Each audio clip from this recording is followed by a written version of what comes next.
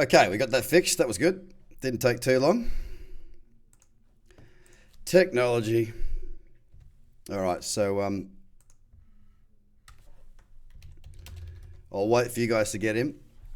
The whole purpose of this, guys, is really to bring you back to what's actually going on, and to help.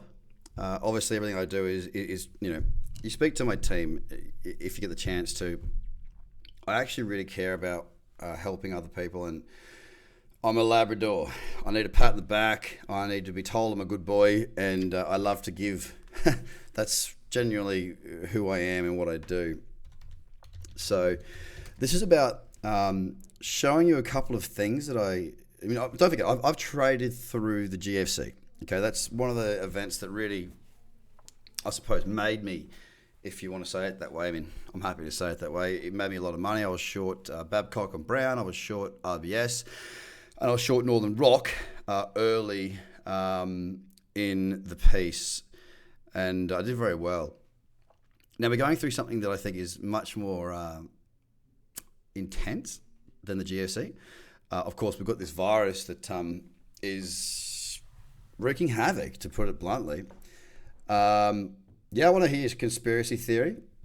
I want to hear everything. This is an AMA. This is what it's here for. I'm here to answer your questions and be here for you guys. I'm going to flick across and show you some charts in a little bit as well. But this is about understanding where you're at and helping you to navigate this ever-changing world that we're living in at the moment. So anything that you want to ask, please go ahead and ask. I've got my chat box over here so I can see what you put in there. I'll just move it so I can see it a bit easier. And this is for you guys to try and help you to navigate things. Okay, so Los Angeles Girth PNIS, that must be an acronym for something else. Corona-19 is government-made, forcing us to go into quarantine and take a vacation. Look, I'm not real big on conspiracy theories, I've got to be honest, because it requires me to think, and I'll be dead set straight with you. When it comes to the markets, and I did this today actually, I put a video out to my membership, basically just saying that, I've got to stop touching my face, don't I? Hang on.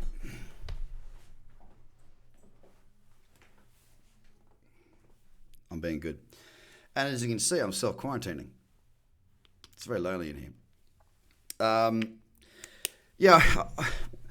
put a video out today because I don't tend to think when it comes to trading, and thinking's always cost me money. I got many examples where I've thought things and it's cost me money. Let me just give you something right here. I'll show this to you. Now, most of you will have understood or heard me say the cradle zone, the cradle trade, and that sort of thing. Now, if I take you back to a time when there was a lower high and a lower low, and a pullback that rejected 9,000 more or less here, that was a cradle trade short. And, look at that move. So there was an opportunity for me to be short that move. Now, I'll be honest with you. I'm not going to tell you that I was in a trade when I wasn't. I didn't take that. I know some members did, and obviously they're pretty happy right now. But I did not. This is the prime example of me thinking. I thought more based on the weekly chart right here, and I was proven to be very wrong. And it was a really good reminder that the way that I've built my career and my accounts, and of course my business as well, is to not think. It's to act. It's to have strategies and rules to not to react, but to act. And I want to talk to the reaction of a lot of people in the space at the moment and go through a few things. A number of CEOs did step down. Do you think crypto will prove better than other assets? Well, let's talk to that to start this off, okay? Let's look at the realities. Now, I don't trade or teach to trade these markets, okay? But I'll talk to them. Now, we've seen the S&P 500, which is a global barometer for the health of the financial system, more or less, okay? If you don't want to use it as that exact word, then that's fair enough. But if you have a look at this, I'll throw up the weekly chart. Look at that. That is quite brutal. From the highs to the lows, we're talking about a 32% retracement. That's a big move, okay? And this is the S&P. The S&P 500 is the largest index in the world, and it's come off. And look how it's come off. Now, what can we compare that to? Here was our last GFC. Look at this. Okay, so let's look at, it was already in a downtrend, so that was the only reason why I already had shorts on. Lower high, lower low, lower high, lower low, pull back in. I was getting short Northern Rock somewhere, I think it was here or here. I can't remember because I don't have the chart because Northern Rock is no longer. And RBS and Babcock and Brown. RBS is still there, of course. But then we saw the cascade selling. Now, from the beginning, and look, it was downtrending, and the real selling started from here. It's a 50% pullback. Just from here. From the highs, it's much more. We're talking nearly 60%. So the only comparative that we've got is the GFC. And again, I'll remind you that I traded through the GFC. I've been there, done that.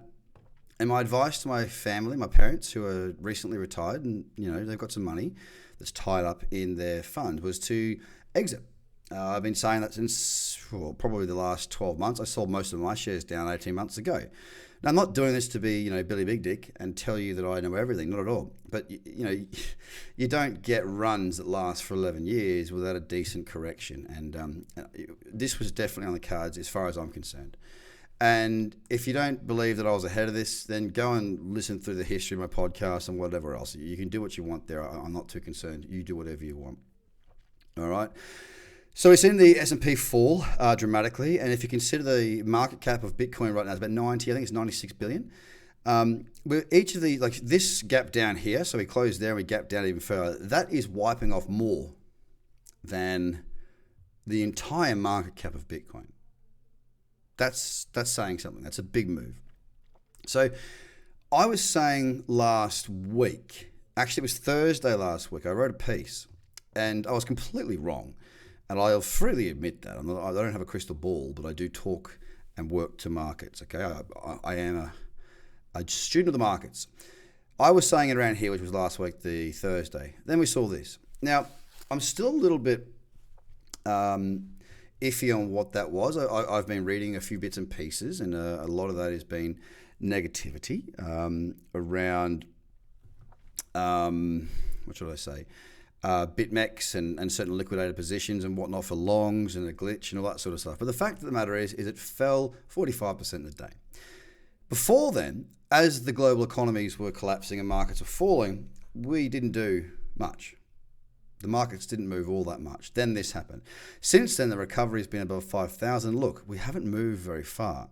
So if anything, Bitcoin, and I'm not saying it's a safe haven, no way. I'm not saying that. I'm looking at direct correlation between Bitcoin and traditional markets, and it wasn't there. And the only place that's really correlated was on this big, massive fall. And I'm still dubious as to why that fell. So is this positive for crypto? It's very difficult. If we were sitting up here and we've been consolidating for another week, I think we would start to see some upticks as fund managers, individuals start to look for other options. And here's the reason why. Go back to this non-crypto. Gold. Sorry, that's silver, that's gold. Gold, come on, puppy, come on. Gold has not done what gold would be expected to do. Now, often it can be a little bit late. Sorry, that's silver. GC is the gold contract, you twit. We have had a pretty good run in gold for a while, but when the market started to sell off, gold has actually sold off. Silver has been absolutely obliterated, and the 10-year note, which is a bond contract, a highly traded bond contract, went really well, but it's since pulled back, and it's pulled back during a period where the market has also sold off quite heavily. Now, I'm looking at this on a 2-day cradle. Now, again, I don't teach how to trade these traditional markets because I don't have an AFSL, so I won't talk to them. I'm just showing some things that I see here that I think are valuable for us to understand. The ASX 200 has continued to just slide like you would not believe. It has been an enormous fall. And honestly, I don't think we're through it. Now, I also don't think. I trade what I see, not what I think. So whatever global markets continue to fall, and get your questions ready too, because you're asking me shit. This is what this is. It's an ask me anything. That's what an AMA stands for. I'll come back to it in a sec.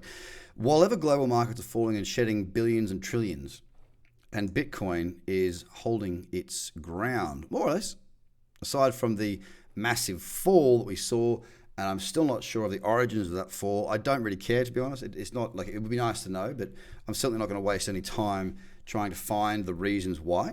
It just is what it is, and that's as a trader. Things just are what they are. It is what it is, and we adapt and we trade what we see, not what we think. Since then, we've had a good week period.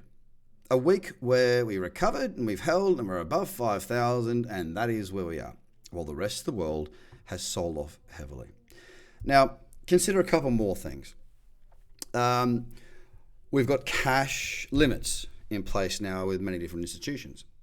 We've got these massive stimulus plans happening around the world to stimulate businesses staying open, to stimulate everything. In the US, I think they came up with $1,700 for each member of the public, which I don't know what that's going to help. I really don't. If they're doing it because it's a nice thing to do, then that's fine. But I really don't see the stimulus working there. What happened when Kevin Rudd in Australia gave people, I think it was $1,000, whatever it was, they went and bought plasma TV. We need to see some actions coming in place, and I don't know what those actions look like. We've seen, I think it was in Italy, the halting of mortgage payments for a prolonged period of time.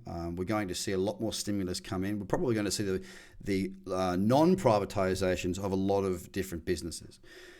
Now, all of you who are in gainful employment are likely going to have either in Australia called a superannuation or is it a 401, or in the UK they call it a pension. Now, those are going to take a hit, in my view. They certainly will, because they're invested in these markets. We're going to see a lot of big changes coming in.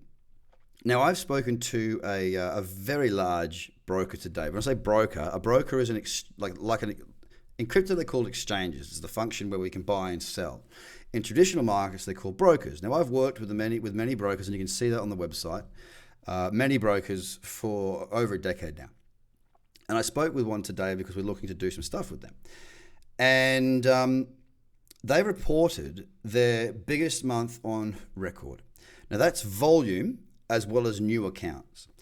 So it appears that people are, with this uncertainty, flocking to the markets because there's opportunities that are available. And this is one of the best things about being a trader. I remember in the GFC, you go to barbecues and you go to things. Remember, the GFC was a financial crisis. It wasn't a health crisis. So you could still do stuff. It was just that people didn't have as much money and they were fearful of losing their jobs, and many did. But they'd ask you what you did. If you met someone new at a barbecue, and I was telling I was a trader, and I stopped that pretty quickly. I just said, I'm in sales, because no one asks a question if you say you're in sales, right? No offense to anyone in sales. It's a marvelous occupation to be in. But they were blaming it on me. They were saying, you're a short seller, blah, blah, blah. And it's not that at all. It wasn't that at all. What we're seeing at the moment is a global health crisis and a perfect storm, because 11 years of bull markets and quantitative easing, which is the US printing money. Let me show you the difference between a country that does do QE and a country that doesn't do QE.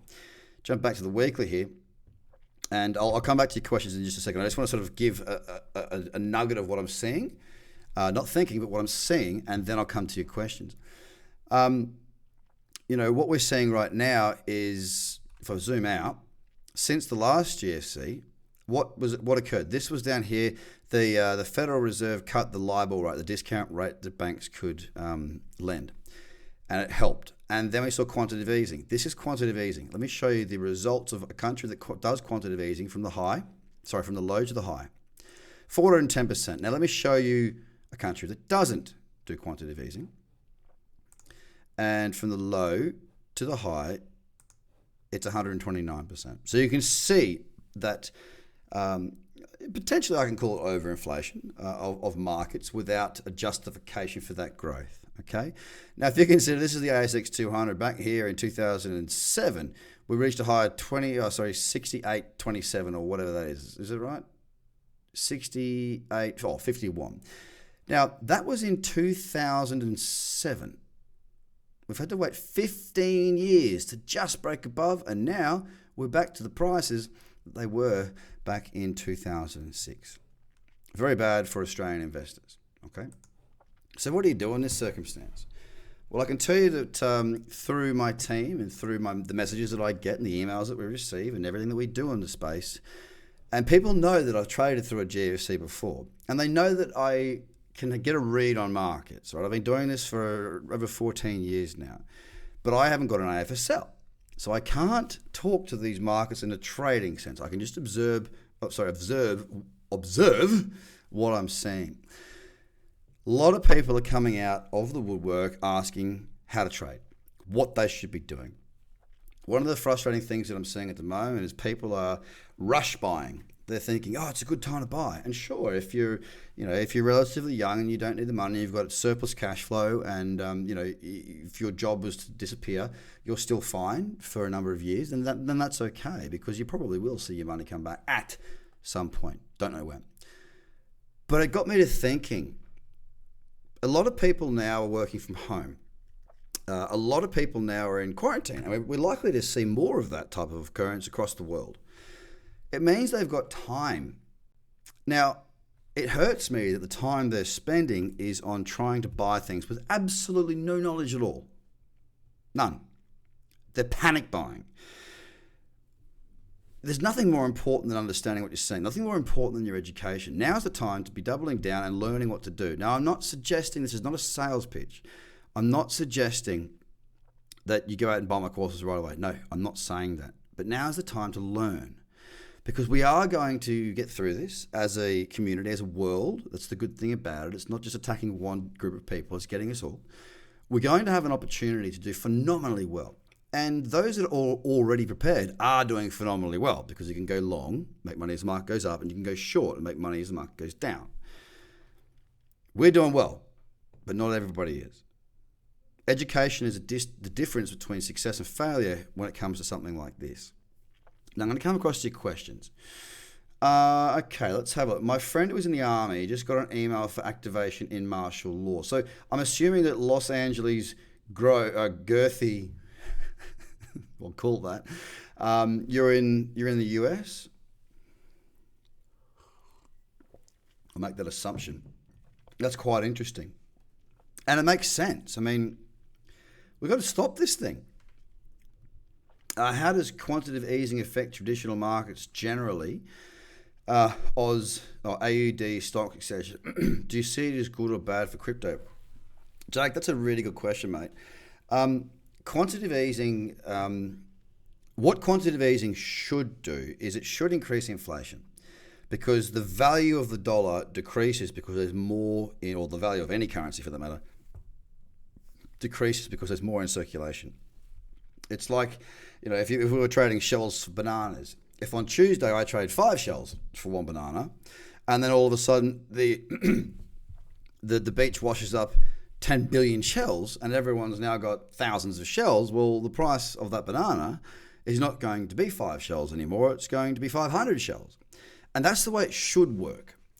But it's a little bit of a different dynamic, and without getting all conspiracy theory, like there's the US is a very powerful nation. It still is the dollar. It still is the US dollar, and it still has a flight to safe haven. And I can show that to you right now on this chart. The DX used to trade this quite a lot back in the day. This is where I used to do my commentary for the Intercontinental Exchange, or ICE. This is what happens during a period like this. We see a flight to the dollar. That's what we're seeing here. Look how choppy this was for so long. Then you see a flight to the dollar. Now, if I just show it to you quickly on the daily and just give you some perspective here, that's a big candle. That's up 0.4%. Now, the reason you need to be aware of that is because of this. From the low to the high, that's nearly 8%. Now, when you see a big candle that's 0.4%, and this is an 8% move, that is a 20 times average true, well, not even average true range, because that's a bigger candle. It's a big, big move. Now, I've seen this once before, and let me take you back to that time. We were calling it, when I was trading back in 07, 08, mostly 08, which is when it all sort of happened. We called this the last dollar dash, and we were wrong. I'm sure, the dollar went flying through the roof, and we were like, well, they're doing the QE, they're quantitative easing, they're pumping money into the system, they're overinflating stocks based on all this sort of stuff. And we saw that as a group of traders, not just me, but as a group of traders, we saw this as the last dollar dash. We thought it was going to go shooting up. Well, everyone sold their equities and sold their positions and went to cash. And we would see it come down. And to a certain extent, we were right, because it did come back off once the market started to recover at the beginning of 09. came off. And then it went into a period. Look at this. Look at this. This is a weekly chart. Each candle represents 1 week. Look at how messy it got for such a long time. It was all over the shop. Then it slowed down, found some support around this sort of 79 handle, and then it shot off again. Now look at what happened lately. Very messy until recently. What can the charts teach you? Whether you're an investor or whether you're a trader and you're active, it can tell you a lot, but you need to know what you're looking at. Now, I'm equipped with these tools because I've been through this before and I've been doing this for 14 years. So this is about teaching you guys what to look for and what certain things mean. This is people selling out and going into the US dollar. That's what it is. Now, we've also seen, and coming back to your question about if it's good or bad for crypto, we're seeing people fly into the safe currency of the US dollar. Safe, right? Relative to history, it's been the safe currency. There's banking or cash restrictions on withdrawals, which I think that builds to Bitcoin. I also think it builds to the uptake of a digital currency. For a second reason, if people are the technology's there, and if people are touching banknotes and coins, I think the virus lasts for 8 to 10 hours or something on a surface, so that could spread the disease and it could make it worse. So it's kind of the perfect storm. Is it going to be good or bad for crypto? Is a fantastic question. It's a question that I can't really answer with any certainty. Now, I was sort of leaning towards, let me go back here. I was sort of leaning towards, again, back this time last week, to it being good. Okay, I was coming back to the fact that I thought it would be good, and I actually wrote a piece. Like I said, I was completely wrong over here. Because during this period, the markets were falling sort of 6-7% a day. And we were holding. And I thought, you little ripper, here we go. We're seeing the perfect storm. Bitcoin's chance to step up. I think that might even be the title of the piece I wrote. And then we saw this. So that, for me, threw everything out the window. I had to reassess my thought process behind it all, because you just don't know, right? I mean, what makes logical sense doesn't always mean that will, create logic to investors and traders. And that's an exact example of that is right here. So I had to go back to the drawing board and go, okay, well, I didn't get that right. Can I still be right? Yeah, I can. Because if that was caused by something, I don't know, whatever it was caused by, if we do come back hard, don't forget $96 billion market cap, or 98, whatever it is, we see 96 billion come into Bitcoin, well, we're going to do very well here. We're going to see prices surpass all-time highs. And it's not just a one-to-one example here where you go from, okay, if 96 billion comes in, we're at 5.4, it doesn't mean that we're going to go from 5.4 to 10.8, because a lot of people don't sell Bitcoin, so the liquidity is dried up. There's not a great deal of liquidity. If they all come in fast, we could see $30,000, because if no one's selling but people are buying and their herd mentality finally buying, we could see this thing go nuts. But I'm also not in the position where I'm going to jump on that bandwagon and continue to say to people, I think this is what's going to happen. Because the God honest truth is no one knows what's going to happen right now. And that's why for me and my members and what, all those that have learned what I do, we are positioned well because we can trade movement, whether it goes up or whether it goes down. And that puts us in a good place. So do I think it could be good or bad for crypto? Well, I don't think. I don't know. No one knows. Time will tell, but traders will do what traders do, and profits are there to be made. Opportunities are there during these periods, and I will be there. Another question. Hi, Dennis. Would you agree that the initial drop was more due to a liquidity squeeze than correlation with equities? Again, coming back to that, it's a question that I can't answer with any certainty because I really don't know. I've heard rumors, I've heard thoughts, I've heard a bunch of different things. And based on what I heard, I did liquidate some of my Bitcoin holdings and went to cash. When I say went to cash, I mean USD. And that was just not because I don't believe in Bitcoin. It was a hedge. So about 50% of my Bitcoin holdings I did put into cash. Or 50% of my Bitcoin holdings, but it ended up being about, I think, 30% of my entire portfolio. And it was just a smart thing for me. It was about, I've got money. I've got the money there. And it's about taking care of any further downsides. As a trader, every trade I've got has an entry and a stop loss. So I'm managing my risk on every position. Now, you don't need to have Bitcoin to trade Bitcoin and to trade its volatility. So if it does fall lower, fine. As a matter of fact, when the markets are going up, there is a certain platform I'd rather use because it converts your profits into Bitcoin. When the market goes down, there is FCX, which I'll use because it converts it into dollar. And it's up to me when I convert it back to Bitcoin. So I've been using that platform over the others for that simple reason that we're in a downtrend and I want dollars right now. As the market falls, I profit, but I don't lose my Bitcoin. Like my Bitcoin doesn't deteriorate in value. So if I was short here and converting to Bitcoin, then I've made big profits on the trade in Bitcoin, but Bitcoin's always also fallen by 45%. So my profits are literally nearly halved because I'm converting into Bitcoin. Will liquidity needs affect crypto, or is this market small enough to carry on? Look, I don't see a world where digital currencies won't be of value, and in fact, on the contrary, I think that we'll see the opposite. I think that it's with this pandemic that is going on, as I said before, the passing of germs through notes and surfaces, I think that it actually plays into more a non-cash market. And we've seen that, especially in Australia. And if you're not in Australia, that's fine. But in Australia, they've put across a $10,000 cash ban. It's illegal to do a transaction over $10,000. If you think about it, if I buy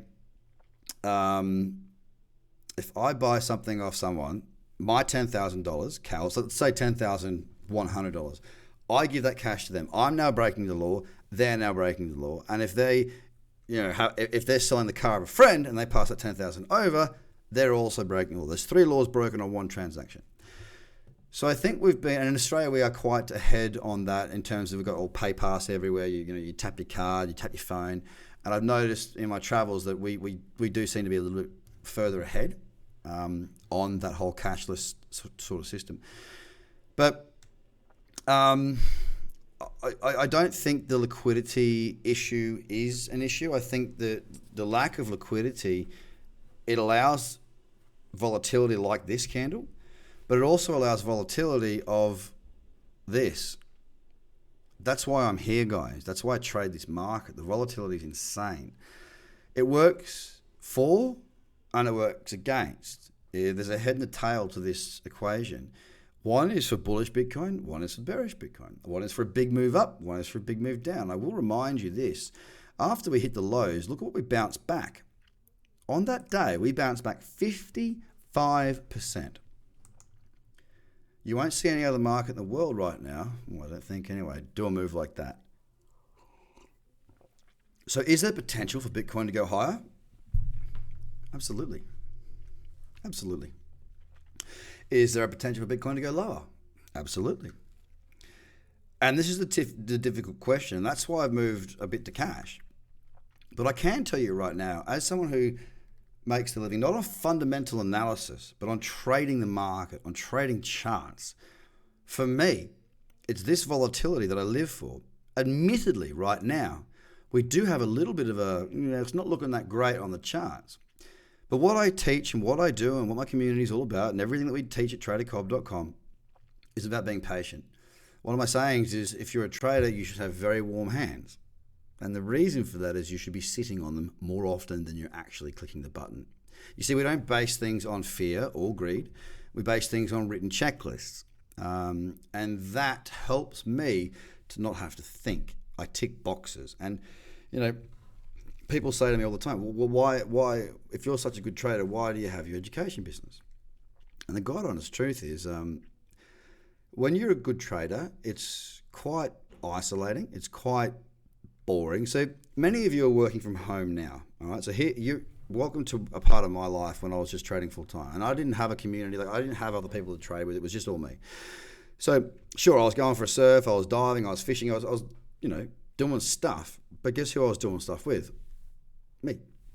So you're in isolation now, or possibly in isolation now, and it does become boring. It really does. I know how to trade. Once you get good at trading, it literally is follow the boxes. It's paint by numbers, right? It's not a challenge. You just got to get better at staying between the lines. Yeah, that's what trading really is. It does become, yes, you can make money, but life isn't just about making money. It's about like I'm a social guy. I love to be around people. This business for me has taken up so much of my time. I'd have a lot more time if I didn't do any of this. Like, for example, right now, it's what, 35 past 7 p.m. at night. I could be at home with my kids right now. And if I was trading, I would be. But I'm doing this because I'm a part of a group of people. I believe in what we're doing, and I believe in helping other people and sharing that advice. It's a new challenge, and I love it.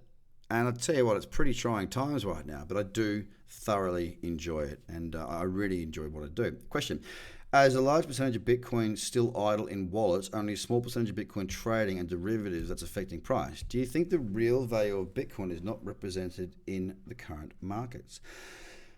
That is a bloody good question. Stacy, friend, well done. Geez, that's I mean, I can't answer that truly. I don't think anyone can answer that really truly. But you've got to remember that you've stated real value. All right. Now, what is real value? Real value is in the eyes of the beholder, the eyes of the people involved in that market. Now, in 2017, we saw the perceived value of Bitcoin go through the roof because of all the hype in the media and whatnot, and it drove it very high. That was the value of Bitcoin at the time, because just like a piece of art, that is what people were willing to pay. Now, you've got to remember, and I do everything by dragging out the ifs, buts, whats, and maybes and making it factual. When it comes to trading, you've got to remember, cut the crap, all right? No matter what you're trading, it's a market. And a market requires a buyer and a seller. To bring it back to real simple terms, think of your local farmer's market. If I go to the market and I buy a banana for 50 cents, and this is, again, people say, oh, trading is a zero-sum game. It is not a zero-sum game. That is not true at all, and I'll tell you why. If the person who's at the markets is selling the banana to me for 50 cents, and that same vendor bought that banana for 35 cents. Just because that vendor is selling me the banana at 50 cents, does that mean the transaction went ahead where somebody lost and somebody won? No. The person who sold that banana made 15 cents.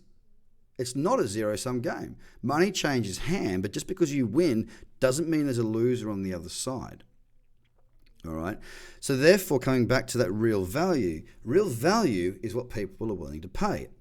Perfect example again, toilet paper, hand sanitizer. We've seen price gouging online, on Amazon, on eBay. I think they shut a lot of it down, but we've seen that come into the space. Now, toilet paper and hand sanitizer 3, 4, 5 weeks ago, or talk 6 months ago, there was no premium on that. The value was said value. It was just whatever was on the shelves that you were shopping on. Now the value has gone up. Why?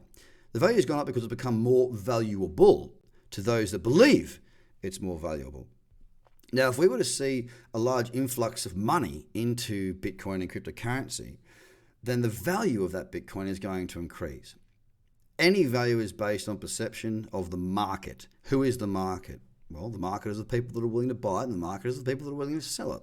And this is where Bitcoin, I believe, has a little bit of an advantage, but also it's a double-edged sword. A lot of Bitcoin is held by a very few people. Now, if that few decide they want to dump it, well, we see an event like we did this time last week, a 45% fall. But in the case of people hodling, if we see an increase in demand for Bitcoin, well, those hodlers will continue to hodl because they'll start to see the curve increase. And if they start to see the curve increase, they're not going to sell, which means less on the market, which means less bananas. Now, if there isn't many bananas, think of avocados, right? We had lots of cyclones. The avocado shortage meant avocados went through the roof. Trading and markets are about buyers and sellers. And if you're not making decisions based on that, every single decision you make, and that's the whole checklist for me, every single element of that checklist is about who's in control, the buyers or the sellers. That's it. There shouldn't be any more to it. Why? Because you've got to strip all that crap away. You've got to strip the 15 indicators people have on charts. The indicators don't make your decisions. They should be giving information about who's in control, buyers or sellers. Now, when I take a trade, I never know. but I've got a set system in place and a checklist that increases my probability based over time and learning from very good traders in the past. So these strategies are a lot older than me. A lot older than me. I don't even know how old they are, but they just work. All right, they just work. So hope that helps. You bought 3M stock, and now that. Oh, sorry, hang on. Something before that. Thanks, High Plains Drifter. Craig, bit off topic, but in your opinion, how do you think the property market will be affected? Badly. I'll give you an example of that. My father was a builder developer in Noosa. He's now a retired builder developer who didn't take his son's advice and he's losing lots of money. Dad. Idiot. Oh, sorry, Dad. Not an idiot, but you should be listening to me. Anyway, he had a property for sale for quite a large amount of money back in 2007-8. Now, when the banks collapsed, and this was before Bear Stearns. No, sorry, this was when Bear Stearns went bust, because that was the first public large company that went under. I called my father and I said, "Listen, mate, you've got to sell the property. And you've got to take a haircut. You've got to offer a discount on that. You've got to get out of this thing because it's going to cost you money in the long run." Now, I gave him a price, which, I'm not a real estate guy. I mean, I'm a markets guy, so I'm not an idiot, but, I'm not a real estate guy, right? And I said to him, "You've got to get rid of this, because if you don't, you're going to be sitting there with the bathwater and no baby. You're going to be the last one, musical chairs, you're not going to get a seat." Anyway, he didn't take it. He had a set price that he wanted. He did take a haircut, but it was like a 5% haircut. But he didn't take the price I suggested. Then 6 months later, the price came through at a lower price. The contract fell through. Long story short, he lost $1 million, and it hurt him. So, do I think that property prices will be affected by this? Yeah. I do. It'll be a knock-on effect. Instantly, I think we'll see it a little bit faster, because I don't think we'll see stock changing hands quite so readily, because people can't, they're not willing to come together. And with all this fear and uncertainty around, I think that the only people that are wanting to buy are going to want to buy at a discount. And if they're somewhat savvy, they'll probably wait a little while. So yeah, I really do think it's going to have an effect on properties in a big way. I think we'll probably see it in the next quarter. It'll start, but it tends to take a little bit longer, because it depends on who's desperate, how many jobs are going to be lost throughout this this pandemic we're going through. If we see an enormous amount of jobs, I know in the eastern suburbs of Sydney where I live, a lot of people are mortgaged up to here or here. They're out, so like they are on good money and peddling debt like you wouldn't believe, on incredibly low interest rates. We've seen Italy shut down the payment back to banks for, I think it's a period of 3 months. I think that's what the period's been. I don't see anything positive in property at the moment. I'm not fear-mongering. I'm not doing anything. I'm the person that just tells you how I see things. I've been wrong before, and this is certainly not financial advice. That is not what I do. I empower people to make their own decisions through education. So do I think property prices are going to be affected? Yes, I do. In the same respect, we've never been here before. So what stimulus measures will come in? The problem I think we've got is that the book of retail or residential debt is in the trillions in Australia, and I don't think the government can afford to bail everybody out. I just don't. I don't know, but none of the indicators that I'm watching right now that are playing out like I thought they would. I mean, 20 months ago I sold most of my equities, and in April of last year I sold my last, or April or May, I sold my last holdings in a couple of gold mining companies that I'd done well on, right? I've been in cash, and I've been in Bitcoin, and I've been doing what I do and investing in my own business.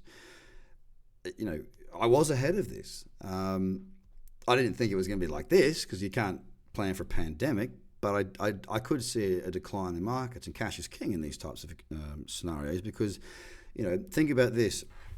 If you've lost $1 million in your superannuation, just as a round number, yeah, then the markets have fallen, 35%. So that $1 million now actually buys you a buying power of about $1.4, $1.5 million at current stock prices, which means your dividend yield, and dividends, I believe, will also be cut substantially or none. So those oldies that are sitting on their super going, well, the prices will fall, we'll still have a dividend. Unless they're in REITs, I think that they're going to struggle, because REITs have got if they're commercial, they've got longer term contracts, and unless those companies go bankrupt, they're tied to contracts of 5, 10, 15, 20 years. And that's why I think REITs might be a better yield play at the moment. But again, no financial advice. I'm just talking my mind in a media sense, I'm not telling anyone what to do. I'm answering a question here. To be honest, guys, everything is in the air right now. There is no answers, to be honest. The only answer that I can see, and that I know,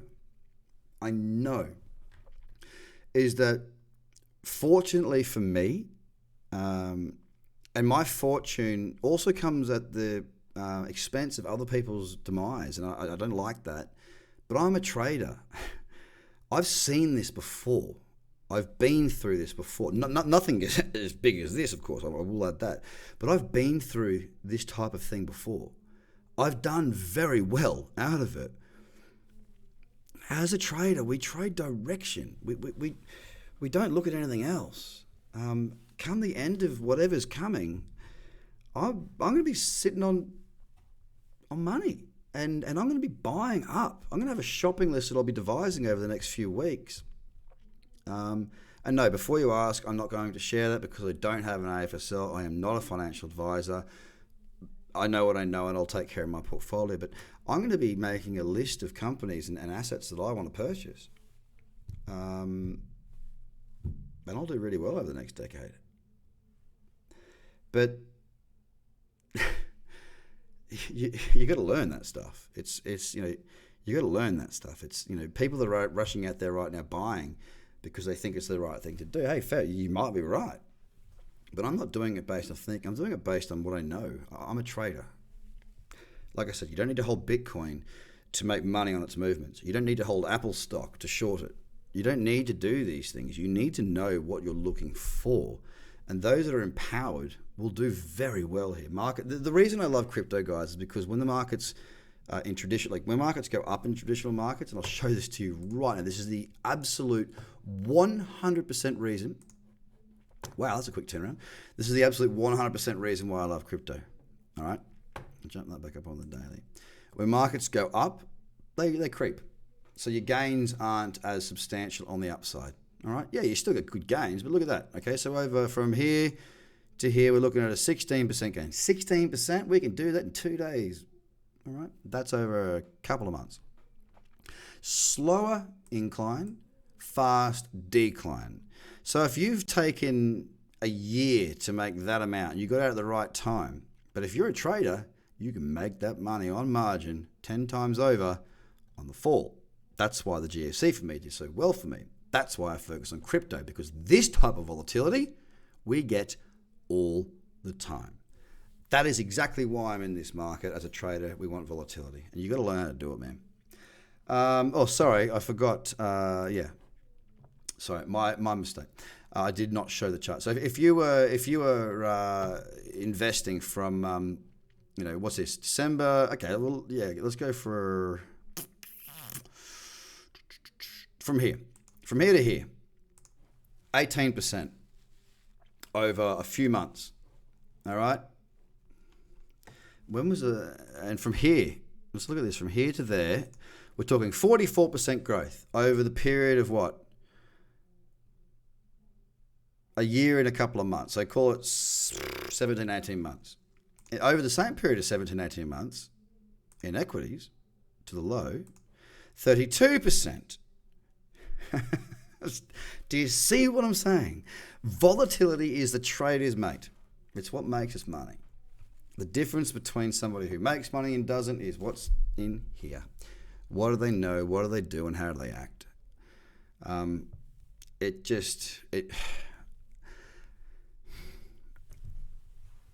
It's upsetting to watch people dust their retirements, and it's really upsetting to watch my parents make bad moves. They're going to be okay no matter what, but there's a lot of people out there that are hurting right now. There's a lot of people out there that don't know what to do. And there's a lot of people that have worked their whole lives, and they're going to work their whole lives, retire, and end up broke. It sucks.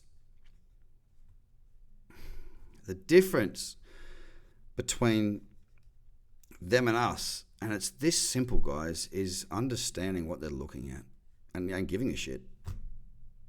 You can trade this stuff. It's, you've heard me harp on about it for such a long time, and often it's this knee-jerk reaction that is required for you to actually take freaking notice. You got an opportunity. I sound a little bit downbeat when I say this, and I am a little bit, because I've been screaming to teach people to trade for the best part of 2.5 years now, and I know most of you haven't. You would have been set up now, and you still can be. It's up to you. It's still there. Are we out of this? No. When can you trade? When the market goes up, when the market goes down. So therefore, what is it? It's a recession-proof tool. Now, it doesn't need to be your absolute career, because you don't need to spend every day 8 hours a day looking at the chart. Shit, I don't.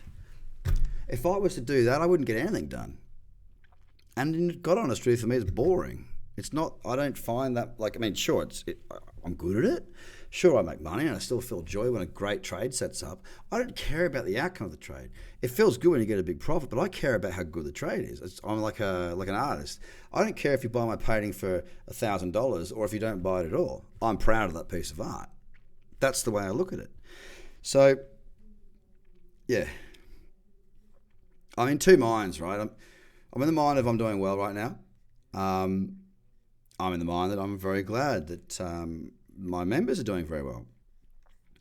But I also feel a little disappointed in myself that we're not bigger as a business, because if we were bigger, then more people would have the strategies and they'd know what to do now. And that is a frustration of mine, that we couldn't serve you guys better, to actually convince you to spend a bit of money to learn how to do this. Because I can guarantee you right now, if you've got any idea of what's going on at the moment, you are making money, and you can make it hand over fist if you're any good at this. So yeah, I don't mean to, put it down on it. It really is a passion of mine, and just do it. Just do it. Any more questions?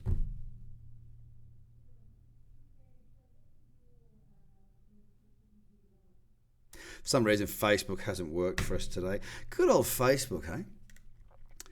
I think sometimes Facebook does often Facebook does what Facebook wants, and it appears that Facebook has stopped us from going live, probably because we had the word pandemic in here, and I've read a lot about them cutting a lot of content like that. But it's a little bit annoying, because this is a passionate plea to be smart for you guys, and we've got a huge audience on Facebook. So anyway, if you want people to look at this, then please just tell them where it is. It'll be on YouTube, it'll be on Twitter, it'll be a video there, it'll upload automatically. Show people what this is, give them a bit of understanding. People are worried. Get the skills, they don't have to be worried anymore. Buy a tent, find yeti spots, go fishing. Question, can you trade super via SMSF structure? Yeah, you can. As much as I'm not somebody who suggests that you go and trade your SMSF. If you set up an SMSF or a self-managed super fund, then yeah, you can trade. But I would suggest you do it with a small portion, because everything's got to be about managing your risk. And until you get the results to back you to a position where you are able to not just be a full-time trader on an SMSF, because don't forget, an SMSF can't pay you an income until you get to pension stage, which is I think 60 now, is it? 60, I think. Anyway, or 65. It could be 65. Actually, no, it's 65. You've got to hit pension age to get the full tax benefits and whatnot. But you can do it. But never would I suggest that somebody just trades their super. I would suggest that if that's what you want to do, carve out a percentage, a small percentage of what you're going to work with, and be bloody careful. Because I'm not here to tell you that you've got to trade at all costs. That's not my objective. My objective is to give you an opportunity to learn what you're doing inside a market so you can make money when the market goes up or down. Now, you've got no idea how powerful that is. You've got no idea how nice it is to feel fine in this situation. My feelings of my anxiousness or how anxious I am, it's not because of me. It's because of you. Because I've got the skills. I'm okay. It's other people that don't. No worries, Michael De Oliveira. Sweet. Thanks for the video, mate. Love it. Already a member and cannot wait for site revamp. Dude, you cannot wait. You have no idea how much I can't wait. It's coming. We're working hard at it. Gary, no worries, mate. When you're ready, buddy, just jump in. We're here to help. We've got a community. And look, the last thing I want to say is we're in this together, ladies and gentlemen. This is not a one-man band. This is not the banks are screwing us. This is a world event. We are in this together. Listen to my podcast each time. I'm trying to put a positive spin on things. We are going to go through this. We've got two choices. We can be meh, or we can be right. We know what we've got to do. I don't need to read the news every day anymore. I know what the news has got in it. Okay? I know what we have to do. You know what we have to do. Your objective is to look after yourself and your family and those around you. Look after yourself and your family and those around you. And if you wish to learn to trade, then please come across and do so. If you don't, or it's outside of your budget, let us know. We will point you in the direction of free tools. My objective is to help you and the community. I've got a skill set that, unfortunately, I've not been as good as getting the skill set out across as many people as I'd like, but I'm working on that. We're trying very, very hard to do that. And once we've got this new platform up, we've got some plans in place. So, love you. Stay safe.